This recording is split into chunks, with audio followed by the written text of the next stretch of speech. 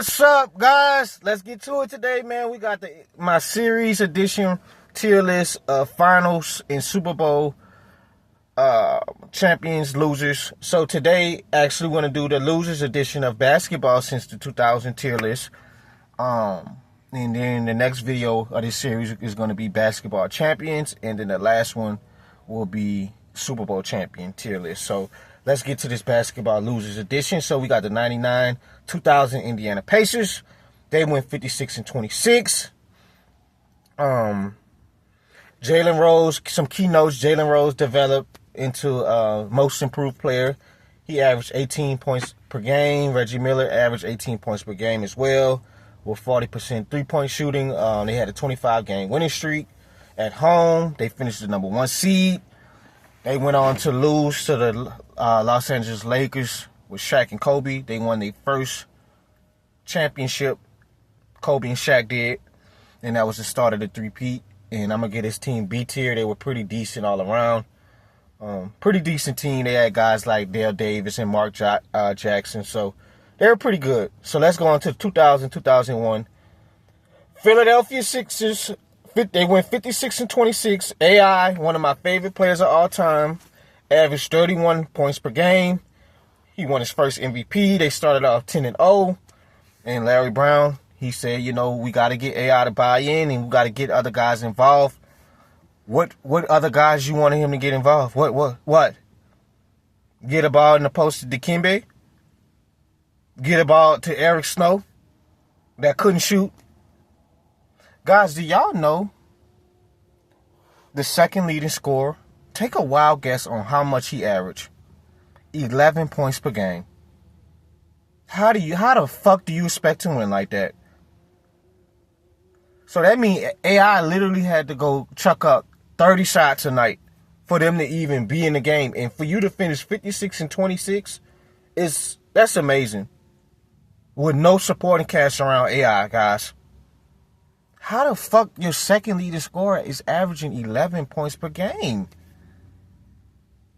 It's no balance. It was just all AI. That had to be, I bet you it's a stat out there. There had to be a discrepancy between the first leading scorer and the second leading scorer. It has to be. It has to be. AI had no supporting cast whatsoever. And it's funny because some cool little notes. Do y'all know that they had 2 more awards for this team? Aaron McKee was the 6th man in the defensive player of the year, was Dikembe. So they had 3 awards going home with Philly. And they had some emotional playoff wins against Vince Carter and the Raptors in Game 7 and stuff. And then they went on to beat the Bucks in the conference finals. So all around, man, they were pretty good in the playoffs. That is, AI was. But, Shaq and Kobe dominated them. And they went on to win their second championship. So obviously this team is F. F tier. F. Yeah, they F. They don't really match up well with the rest of these teams on this list. This probably had to be the worst. I'm going to see if I got another team on this F tier list. We're going to see. So let's keep going. So, we have the 2001-2002 New Jersey Nets. They finished 52-30. Jason Kidd, first year in New Jersey, was amazing. He finished second in MVP voting behind Tim Duncan. This was one of the biggest turnarounds in NBA history, because the previous season they finished 26-56. So when Jason Kidd got there, he just turned the program around, and they went on to play the Lakers, and they just got dominated. They were pretty bad. They didn't match up well with Shaq and Kobe. And Kobe started developing into a superstar around that time where, okay, this kid is for real. So I give this team D tier. They're D. I wouldn't give them F because they had guys like Kenyon Moore and Kerry Kittles. They had pretty good guys. So let's move on to the 2003 New Jersey Nets. They repeat into the finals. They finished 49-33. J. Kidd had 18 points per game off 8.9 assists and 6.3 rebounds. If you didn't really know that who was like a Swiss Army knife, could do it all, a stat sheet stuffer, Jason Kidd was. one of the best rebounding point guards of all time. Obviously, he's one of the best point guards of all time, but he was a great rebounder, guys, back in the day. I get his team D again. They lost to the Spurs. Tim Duncan won his second championship. So let's move on to the 2004 Los Angeles Lakers. They went 56-26. Kobe averaged 24 a game. Shaq averaged 21 a game. This one, all of they super team. They brought in Karl Malone. They brought in Gary Payton. There was rumors that he was struggling with the triangle offense with Phil. It was feuding with Shaq and Kobe. Kobe was going through legal shit at the time. And you could kind of see it started. It was a rift. It started, the commotion started, the frustration started because the previous year, guys, I think Shaq got hurt in 2003. The 2002 and 2003 season, he got injured for a while, and that's when Kobe took off. And I feel like they never rebounded after that. That's why they ended up losing to the Spurs, because it's like, bro, I'm out here balling. While you injured Shaq, this is my team now. And Kobe went on a tear. So the following year, they got off to a rough start. Obviously, Kobe was going through some certain stuff. You progress to the playoffs. You get back to the finals, and you play Detroit, and they kept Shaq away from the basket. Sometimes they play one-on-one defense with Ben. So that means everybody, we don't got to bring no double team. Nobody going to have open corner shots. Everybody stay home and play defense. And then Kobe, he kind of was struggling and forcing stuff sometimes. And, they went on to lose that. But to me, when you look at it, you got 4 Hall of Famers. This is S tier. They should have won a ring, guys. They should have won a ring. And Billups and Hamilton, they dominated the backcourt. They beat Gary Payton, Derek Fisher. They played better. Kobe. Rip used to come off them screens, hit the mid-range shots, hit them threes. Chauncey started developing into a star himself that year. So the Pistons was a good all-around team, man. Not the best, but they played hard. And Larry Brown had a great game plan for Shaq and Kobe. So I get his team S tier. They should have won a championship, guys. You got 4 Hall of Famers. You got to figure it out. Have to figure that out. So let's move on to the 2005 Detroit Pistons. They went 54-28. Ben Wallace was Defensive Player of the Year. Pistons beat the number 1. Where we at? Yeah, they beat the number 1 seed, the Miami Heat.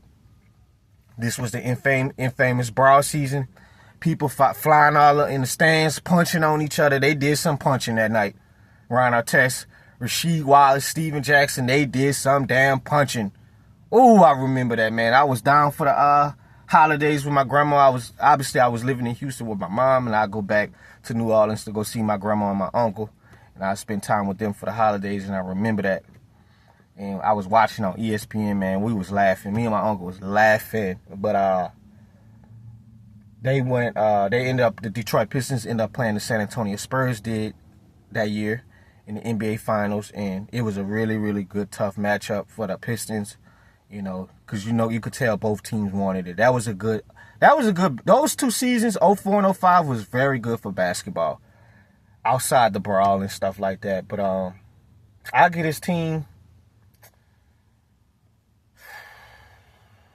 I don't know, guys, because they started off 8-8.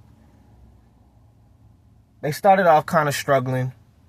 I'll give him B tier. I'll give him B. I take that back. You take the Spurs to 7 in prime Tim Duncan, I'll give you A. They on the lower end of A tier. I'll give them an A tier. Yeah, that's fine. They were pretty good. I remember them Pistons teams, man. Those 2 seasons was probably the best era of Pistons in the 2000s to the 2010s. So let's move on to the 2006 Dallas Mavericks. They finished 56-22. Dirk averaged 26.6 points per game. 3rd in MVP voting. They finally got over the hump, beating the Spurs. They started out 35-10. Dirk finally took them to the finals. It was gonna happen eventually, and this one Dirk inserted his name. Like, okay, y'all talk about KG, y'all talk about Tim Duncan. I'm a part of that elite class, and they started off strong against Shaq and D-Wade.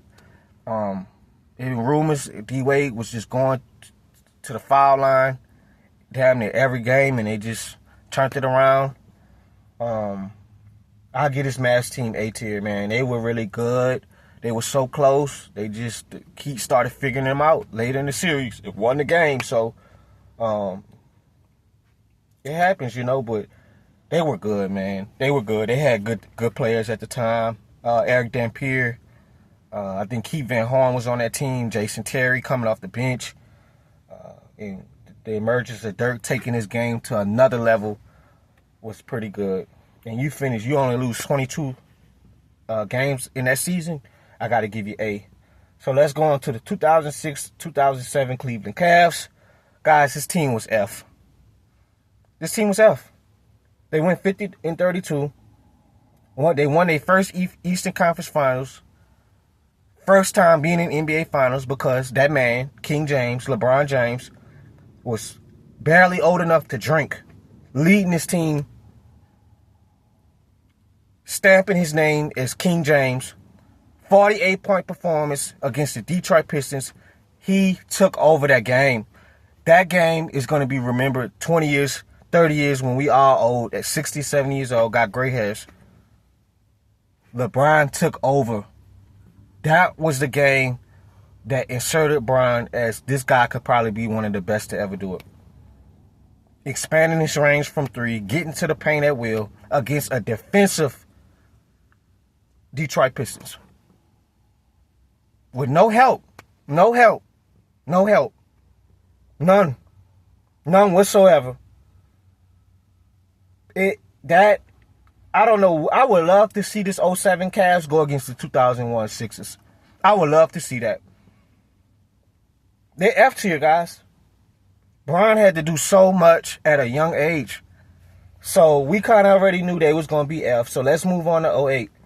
So 08, Kobe won his first MVP. They went 57-25. They traded for Gasol. Guys, this was the tightest conference race in NBA history. Guys, the AC was a Denver Nuggets team, 50-32.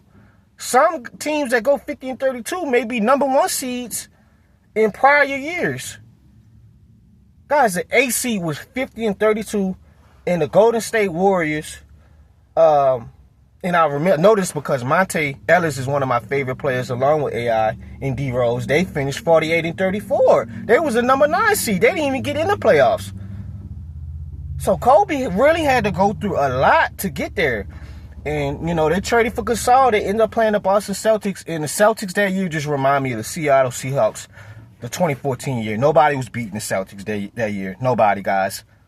And Kobe had to get in the gym, get in the lab, and get these guys together. Gasol, I'm going to show you how to win. I'm going to teach you how to win and how we're going to close these games so we could go on and win these championships. But this team was A tier, man. Anytime when you finish number one in the conference and against the toughest conference in years, got to be a number one seed. And then Kobe beat Tim Duncan in the playoffs. So I remember that year. But Kobe had a great year that year. Just couldn't get it done that year. So let's move on to 09.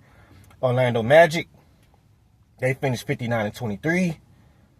Rashard Lewis, Dwight Howard, Hedo Turkoglu. Guys, that's who Luka Doncic remind me of. If Hedo Turkoglu would have maxed out, he would have been Luka Doncic. Luka Doncic is the Superman to Hedo Turkoglu. Hedo could score, hit the three ball. He had one of the best passing visions as a forward of all time. That's one thing Hedo could do. He could set you up.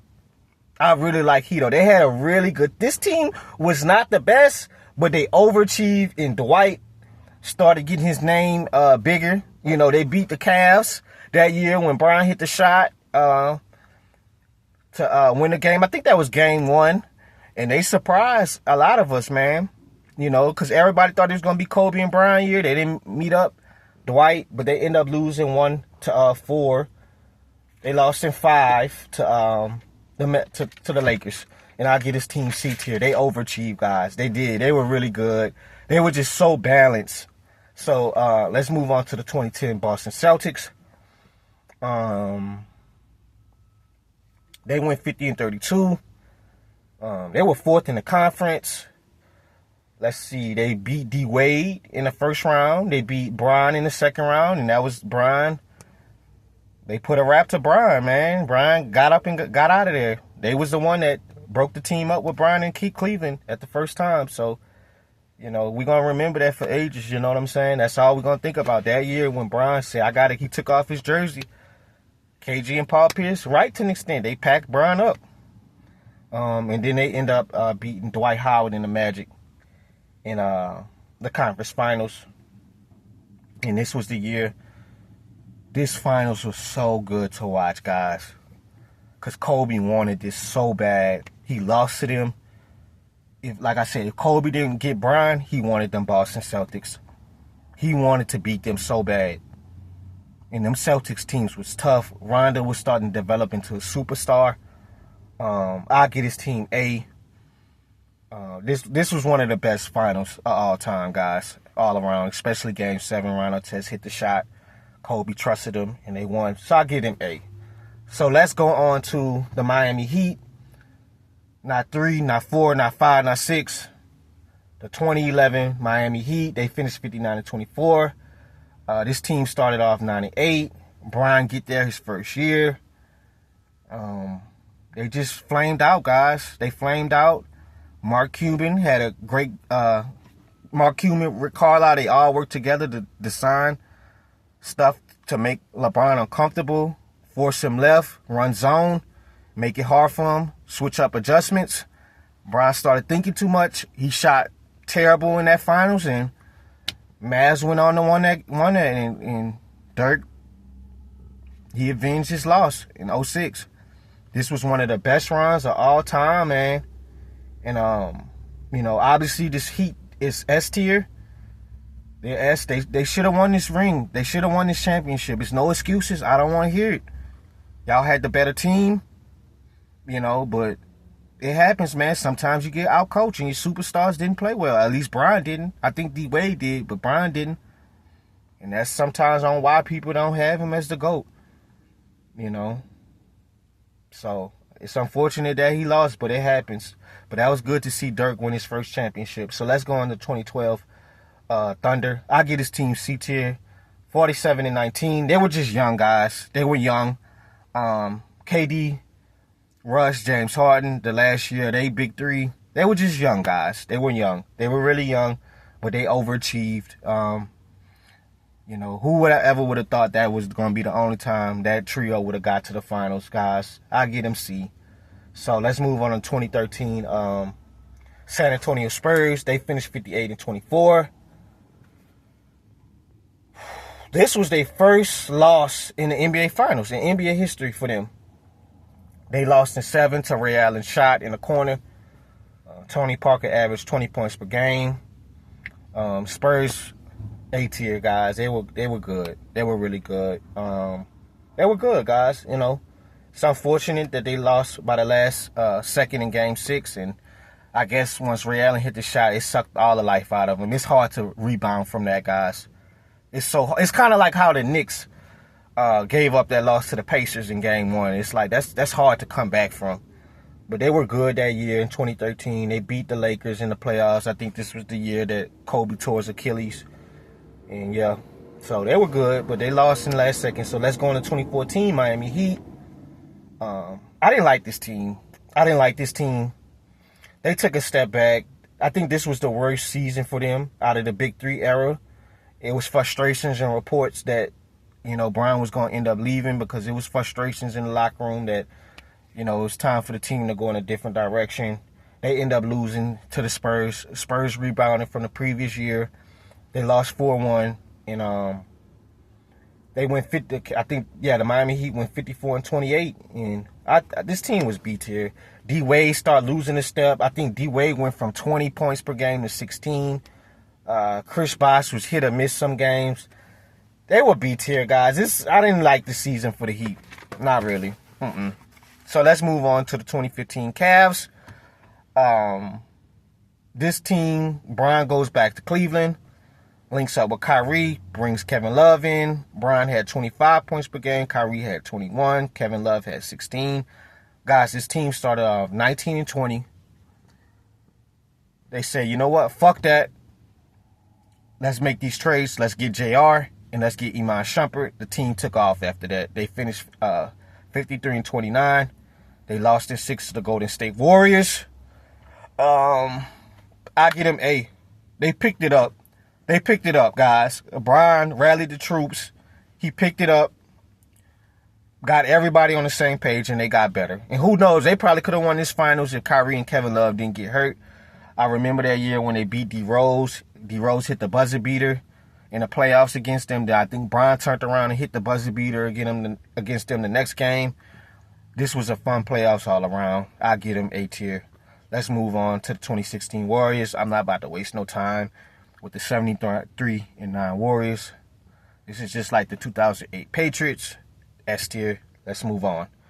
Yeah, and they lost to the Cleveland Cavs. Well, LeBron won his first championship. They should have won that, guys.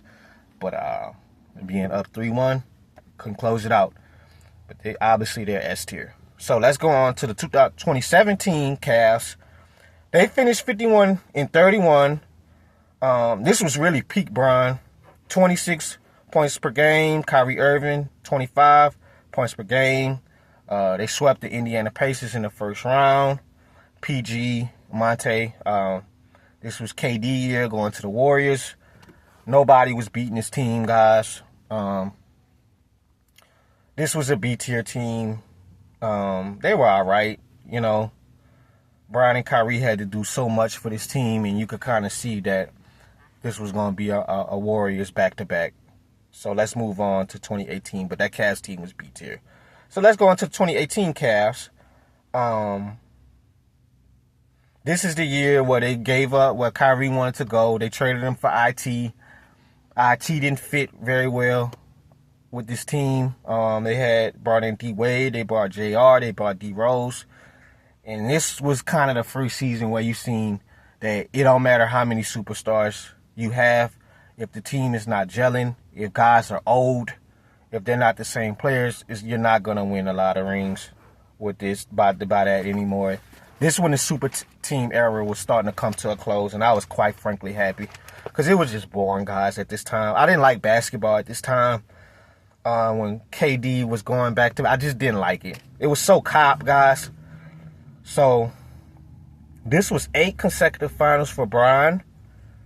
You know, they lost. I think this was the year when JR was just looking around. I don't even know the score. Bron was like, bro, you don't know the score, JR? That was that year, guys. I get his team C. It just wasn't competitive for any teams going against Golden State other than the Rockets at the time. So let's go on to the 2019 Golden State Warriors, 57 and 25. KD, Clay, and Steph. KD had 26 points per game. Clay had 21. Steph had 27. Clay had broke a record for three-pointers made in the game at 14. This was the year when Draymond and KD had their spat against the Clippers where they were arguing and cussing each other out. You could kind of tell this was going to be the last season for KD. He said it, this is why I'm out of here. And, you know, who knows? They went on to play the Raptors. KD and Clay got injured.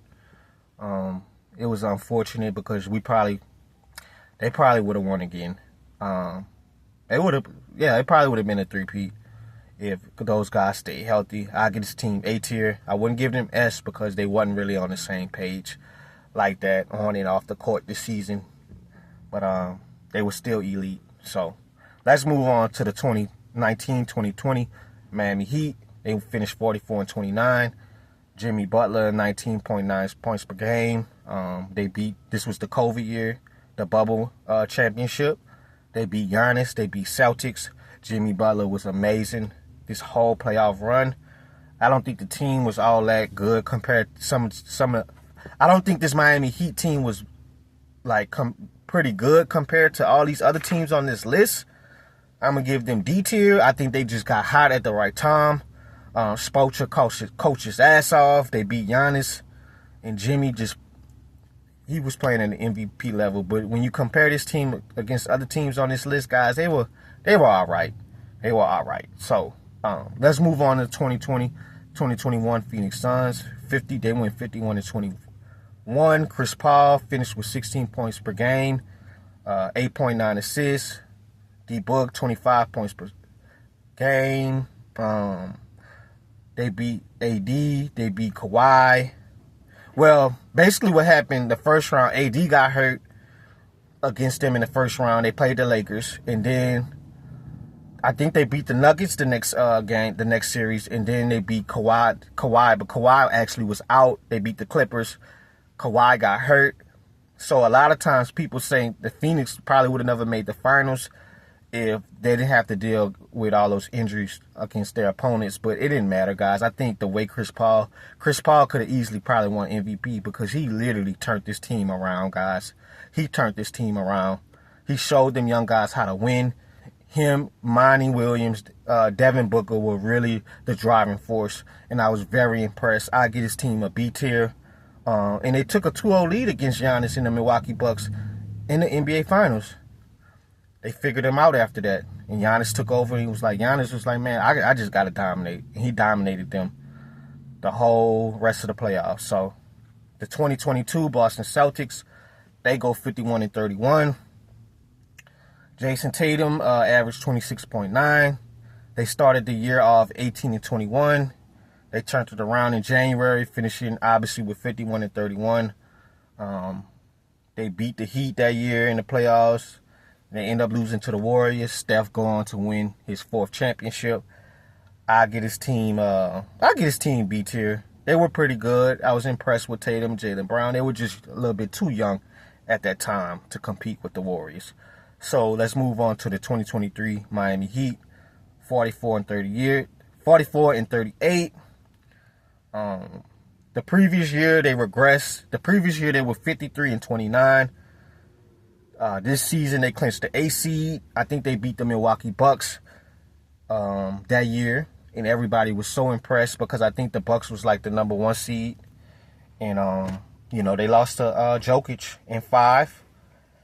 I didn't really like this team. I didn't like this year of Miami Heat. I knew they kind of wasn't gonna be able to compete with Jokic because Jokic was just leagues better than everybody else that year.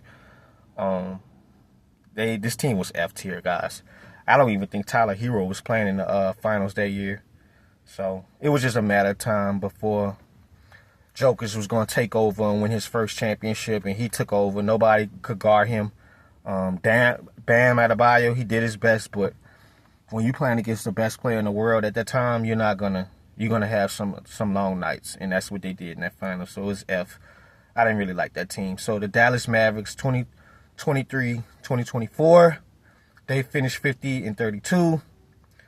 Luka and Kyrie. Luka scored 33.9 points per game, finished 3rd in MVP voting. Kyrie 25.6. By the trade deadline, they were 8th in the conference at 28-23. They acquired P.J. Washington and Gafford. They went on to play in the playoffs. They beat the Thunder. They end up beating, I think they beat the Thunder in the second round, and in the third round, they beat the Timberwolves, Andy Edwards. And this team was C tier. I think they were really great on defense. And they lived and died by Luka and Kyrie. And when you play against a juggernaut like Boston, it's only a matter of time before Boston start taking off in the finals, and that's what happened. And, Luka just not getting torched on defense the whole night, and Kyrie was not good in the finals at all. And, it's kind of tough when you got a player that doesn't play defense and the other guy in the backcourt is too short to guard those other guys. You get switched on Tatum and Brown every play. You got to exert so much energy on defense. Then when it comes time to offense, you're not getting no easy open look shots. And Boston was just elite that whole year last season. So we kind of knew it was eventually going to be a loss for the Dallas Mavericks. It's going to be hard for them to win that. So I get them C. They were pretty good. They overachieved. They were good. So let's go into the Indiana Pacers. So this year, guys, this team what can you say? You got to pat them on the back. You got to pat Rick Carlisle on the back. They impressed all of us. I give them B tier. This was the ultimate team. This is what you call, like, when the Pistons was so elite in the defense in the 2000s, this is what they were, like, just an all-around good team. Not one big-time superstar. Hallie just stepped up. It's like the way how he run his offense, like Steve Nash, everything run through him. You know, nobody's going to come out getting 30 points per game. Nobody's going to be coming out getting 25 points per game. Everybody going to play in within the system and get easy shots. And, guys, it was so amazing to watch this team in the playoffs this season. They clutched up every series. They clutched up. Hallie had one of the best runs of all time. Some people feel like he overrated. Some people feel like he a superstar. Some people feel like he a star. So it's so unfortunate that kid got hurt, man, because I would have wanted to see them Hallie close it and finish the game. Obviously, me rooting for SGA, I want them to all play healthy so nobody can have no fucking excuses like some of these fans. Oh, Hallie, the Pacers only lost because Hallie was out. We don't know that, bro. We don't know that. We don't know that. That was early in the first quarter, but it was so terrible to see that, man. That is so terrible. And he went out on his sword. He went out on his head up high, and I was proud of him, man, because they competed all year. TJ McConnell competed. Pascal competed. The only thing that pissed me off with the Siakam stuff is Rick Carlisle was waiting too long to put him in the game. It's like, why are you resting him all in the third quarter? He's your best player now. But Matherin could probably be a 20-point per game scorer on a different team.